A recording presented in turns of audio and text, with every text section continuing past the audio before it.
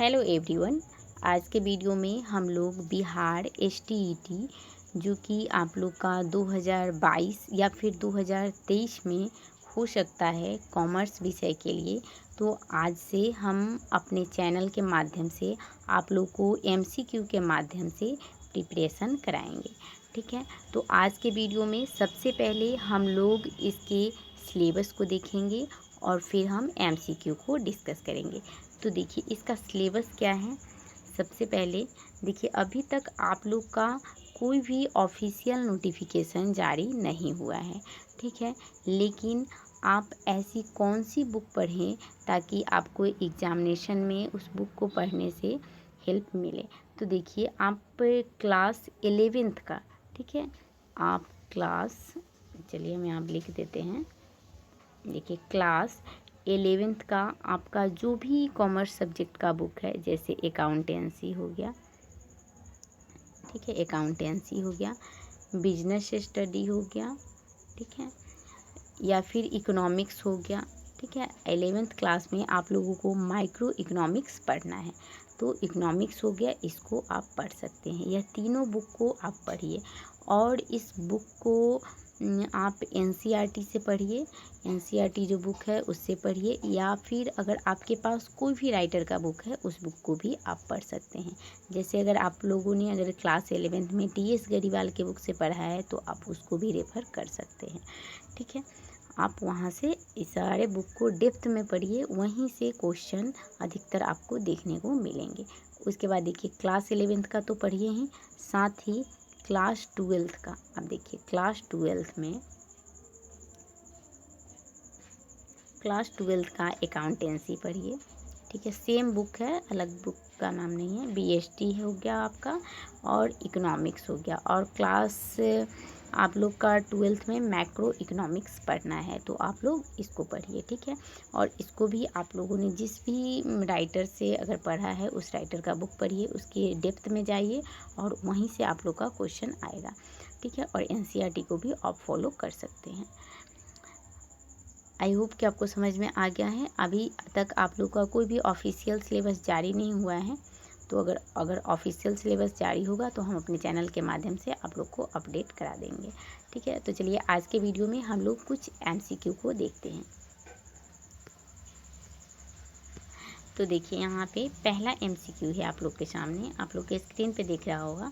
देखिए पहले आप इसको पढ़िए, क्वेश्चन को, वीडियो को पॉज कीजिए और खुद से इसका आंसर देने का कोशिश कीजिए। ठीक है, फिर वीडियो को आप लोग देख सकते हैं। ठीक है, अब देखिए इसका पहला क्वेश्चन है कि लेखांकन की वैज्ञानिक पद्धति मानी जाती है, यानी कि जो लेखांकन की वैज्ञानिक पद्धति है वह कैसी है। तो इसमें ऑप्शन नंबर पहला है इकहरा लेखा प्रणाली है, महाजनी पद्धति है, दोहरा लेखा प्रणाली है, या फिर दोहरा खाता पद्धति है। ठीक है, देखिए इकहरा लेखा प्रणाली को हम इंग्लिश में बोलते हैं सिंगल एंट्री सिस्टम। ठीक है, सिंगल एंट्री सिस्टम। दोहरा लेखा प्रणाली को बोलते हैं डबल एंट्री सिस्टम। ठीक है, तो देखिए लेखांकन की जो वैज्ञानिक पद्धति है वह कैसी मानी जाती है, वह मानी जाती है दोहरा लेखा प्रणाली। तो इसका आंसर क्या हो जाएगा, ऑप्शन नंबर सी हो जाएगा। अब देखिए दोहरा लेखा प्रणाली के जन्मदाता कौन है।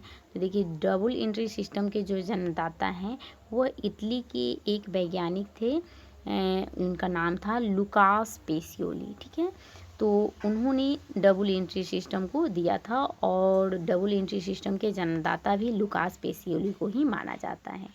और चलिए हम थोड़ा सा अकाउंटिंग का हिस्ट्री देखते हैं। तो देखिए जब शुरू में बहुत पहले जब अकाउंटिंग का काम होता था तो वह इकहरा लेखा प्रणाली पे आधारित था। ठीक है, वह कैसी प्रणाली पे आधारित था, सिंगल एंट्री सिस्टम पे आधारित था। लेकिन समय के साथ बदलाव आया और जो लुकास पेसियोली हैं उन्होंने बताया कि कोई भी जब लेन देन होता है तो इसका प्रभाव दो पक्षों पे होता है। ठीक है, यानी कोई भी लेन देन होता है तो उसका इफ़ेक्ट कहीं ना कहीं दो पक्षों पे पड़ता है। जैसे मान लीजिए कि हमने 5,000 रुपया का मशीनरी परचेज किया। ठीक है, जैसे मान लीजिए मैंने मशीनरी खरीदा, ठीक है, मशीन परचेज किया 5,000 रुपया का, तो पहला प्रभाव तो यह पड़ेगा कि हमारे पास मशीन आया। ठीक है, और हमारे पास से गया क्या, कैश गया यानी पैसा गया, तो पैसे में कमी हो गई, साथ ही मशीन हमारे पास आ गया। तो कहीं ना कहीं कोई भी लेन देन का प्रभाव दो पक्षों पे पड़ा। तो इन्होंने बताया कि जब हम कोई भी ट्रांजैक्शन को रिकॉर्ड करेंगे तो इसके दोनों एस्पेक्ट को हमें जो है वह रिकॉर्ड करना पड़ेगा। ठीक है, तो इसके जन्मदाता हैं लुकास पेसियोली और इनको वैज्ञानिक पद्धति भी कहा जाता है। ठीक है, तो इस तरह से इसका आंसर क्या हो जाएगा, ऑप्शन नंबर सी हो जाएगा इसका आंसर। ठीक है, इसका आंसर हो जाएगा ऑप्शन नंबर सी। उसके बाद देखिए नेक्स्ट क्वेश्चन है, आधुनिक लेखांकन प्रणाली का जनक माना जाता है। तो देखिए आधुनिक लेखांकन प्रणाली यानी कि जो मॉडर्न अकाउंटिंग सिस्टम है उसके जनक कौन है। तो अभी मैंने आप लोगों को बताया कि उसके जनक है कौन, लुकास पेसियोली। इन्होंने डबल एंट्री सिस्टम को दिया था। ठीक है, तो इसका ऑप्शन नंबर हो जाएगा डी आंसर। उसके बाद देखिए तीसरा क्वेश्चन है कि दोहरा लेखा प्रणाली में खतौनी किस अवस्था में होती है। देखिए यहाँ पे हिंदी का अगर आप अकाउंट में कुछ वर्ड पढ़िएगा तो बहुत अजीब सा लगेगा, बट इंग्लिश में आप लोग इसको पढ़िएगा तो आपको समझ में भी आ जाएगा। तो देखिए यहाँ पे खतौनी का इंग्लिश क्या होता है, पोस्टिंग होता है। ठीक है, पोस्टिंग होता है। ठीक है, तो यहाँ पे बोला जा रहा है कि दोहरा लेखा प्रणाली में खतौनी किस अवस्था में होती है। तो चलिए यहाँ पे हम आप लोग को आंसर बता देते हैं। इसका आंसर हो जाएगा ऑप्शन नंबर सी, यानी वर्गीकरण के अवस्था में होता है। ठीक है, अब चलिए हम थोड़ा सा इस क्वेश्चन का एक्सप्लेनेशन देखते हैं। तो देखिए जब भी अकाउंटिंग का काम किया जाता है तो सबसे पहले उसमें हम लोग कोई भी ट्रांजैक्शन का ही अकाउंटिंग किया जाता है, तो सबसे पहले हम ट्रांजैक्शन को आइडेंटिफाई करते हैं। ठीक है, आई से आइडेंटिफाई। उसके बाद उस ट्रांजैक्शन को मेजरमेंट करते हैं, यानी मुद्रा के टर्म यानी पैसे के टर्म में उसको मापते हैं। फिर उसको हम लोग रिकॉर्ड करते हैं, और जब हम रिकॉर्ड करते हैं तो इस बुक का नाम होता है जर्नल। ठीक है, जर्नल।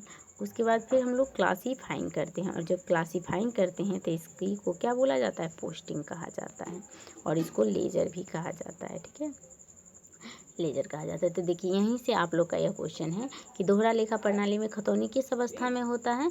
तो यह वर्गीकरण की अवस्था में होता है, यानी पोस्टिंग के अंतर्गत हम लोग क्या करते हैं, सभी प्रकार के खातों को हम लोग यानी कि एक तरह के जो आइटम होते हैं उनको एक जगह दिखाते हैं, दूसरे तरह के आइटम को एक जगह पर दिखाते हैं। ठीक है, तो यह वर्गीकरण की अवस्था में होता है। तो इस तरह से इसका आंसर हो जाएगा ऑप्शन नंबर सी हो जाएगा। ठीक है, उसके बाद देखिए नेक्स्ट क्वेश्चन है कि यहाँ पे नेक्स्ट क्वेश्चन आप लोग का है कि देखिए 4 नंबर क्वेश्चन है, लेखांकन का मुख्य उद्देश्य है। अब यहाँ कहा जा रहा है कि जो लेखांकन है इसका मुख्य उद्देश्य क्या है, उचित लेखे रखना, सही लाभ हानि ज्ञात करना, या फिर सभी पक्षकारों को वास्तविक परिणामों से अवगत कराना, या फिर अत्यधिक लाभ कमाना। तो इसका देखिए लेखांकन का उद्देश्य क्या होता है।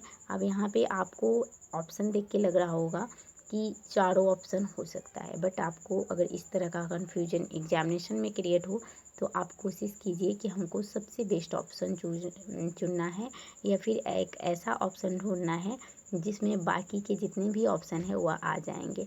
ठीक है, तो देखिए इसका आंसर हम लोग सबसे पहले देख लेते हैं। इसका आंसर हो जाएगा सभी पक्षकारों को वास्तविक परिणामों से अवगत कराना। अब देखिए लेखांकन का उद्देश्य लेखे रखना भी हो सकता है। ठीक है, लाभ हानि ज्ञात भी करना हो सकता है और लाभ कमाना भी हो सकता है, लेकिन यहाँ पे सभी पक्षकारों को अगर वास्तविक परिणामों से अगर हम अवगत कराएंगे तो अवगत कराने के लिए क्या होगा, हम उचित लेखे भी तैयार करेंगे, सही सही लाभ हानि का भी ज्ञात करेंगे, और वह संस्था लाभ भी कमाएगी। तो कहीं ना कहीं ऑप्शन नंबर सी में ये तीनों ऑप्शन जो हैं, तीनों ऑप्शन वो क्या है, इंक्लूडेड हैं। ठीक है, तो इसका आंसर हो जाएगा ऑप्शन नंबर सी। उसके बाद देखिए नेक्स्ट क्वेश्चन कि लेखांकन का उद्देश्य नहीं है। अब यहाँ बोला जा रहा है कि लेखांकन का उद्देश्य क्या नहीं है।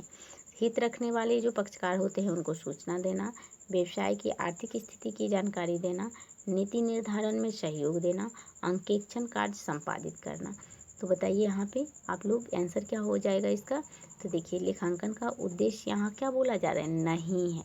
तो हित रखने वाले पक्षकारों को सूचना देना, क्या यह होगा, या फिर व्यवसाय की आर्थिक स्थिति की जानकारी देना था लेखांकन का उद्देश्य होता है। ठीक है, व्यवसाय की आर्थिक स्थिति की जानकारी देना, तो यह तो नहीं हो सकता है।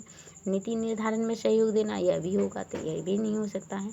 अंकित अब देखिए हित रखने वाले पक्षकारों को सूचना देना, तो ऐसा नहीं है, लेखांकन का कार्य होता है सभी पक्षकारों को सूचना देना, केवल हित रखने वाले साझेदारों को सूचना देना, ऐसा कुछ उद्देश्य नहीं होता है। ठीक है, तो इसका जो उद्देश्य जो है वह क्या नहीं होगा। ठीक है, तो देखिए यहाँ पे होगा आप लोग का कि अंकेक्षण कार्य को संपादित करना, यह उद्देश्य नहीं होता है। ठीक है, अब देखिए इसका आंसर हो जाएगा लेखांकन का उद्देश्य नहीं है, तो इसका ऑप्शन नंबर क्या हो जाएगा, डी हो जाएगा आंसर, यानी कि अंकेक्षण का कार्य संपादित करना लेखांकन का उद्देश्य नहीं होता है। ठीक है, तो इस तरह से इसका आंसर हो जाएगा ऑप्शन नंबर डी। उसके बाद देखिए नेक्स्ट क्वेश्चन, यहाँ पे बोला जा रहा है कि लेखापाल का सामाजिक उत्तरदायित्व क्या है, यानी जो एक अकाउंटेंट होता है उसका सोशल रिस्पॉन्सिबिलिटी क्या होता है। तो देखिए, क्या स्वामी के लिए अधिक लाभार्जन करना, यानी जो बिजनेस का ऑनर है उसके लिए अधिक से अधिक लाभ कमाना, या फिर कर्मचारियों का शोषण करना, सभी पक्षकारों को आवश्यक सूचनाएं उपलब्ध कराना, या फिर समाज के गरीब तबकों के जो लोग हैं उनको उनके हित में काम करना। तो क्या हो जाएगा इसका आंसर, तो देखिए यहाँ पे इस नेगेटिव से इसको छाटिए आप लोग। देखिए, स्वामी के लिए अधिक से अधिक लाभार्जन करना ऐसा अकाउंटेंट का उद्देश्य नहीं होता है। ठीक है, उत्तरदायित्व नहीं होता है। कर्मचारियों का शोषण, यह भी नहीं होगा। समाज के गरीब तबकों के लिए काम करना, सिर्फ गरीब तबकों के लिए नहीं, अकाउंटेंट का काम होता है सभी लोगों के लिए काम करना। अब देखिए यहाँ पे ऑप्शन नंबर सी है, सभी पक्षकारों को आवश्यक सूचनाएं उपलब्ध कराना। तो हाँ बिल्कुल, लेखापाल का सामाजिक उत्तरदायित्व होता है कि वह फॉर्म के जितने भी पक्षकार हैं उसको आवश्यक जो भी इंफॉर्मेशन है वह उपलब्ध कराएं। तो वो इस तरह से इसका आंसर क्या हो जाएगा, ऑप्शन नंबर सी हो जाएगा। ठीक है, तो आई होप कि आपको अच्छे से समझ में आया होगा।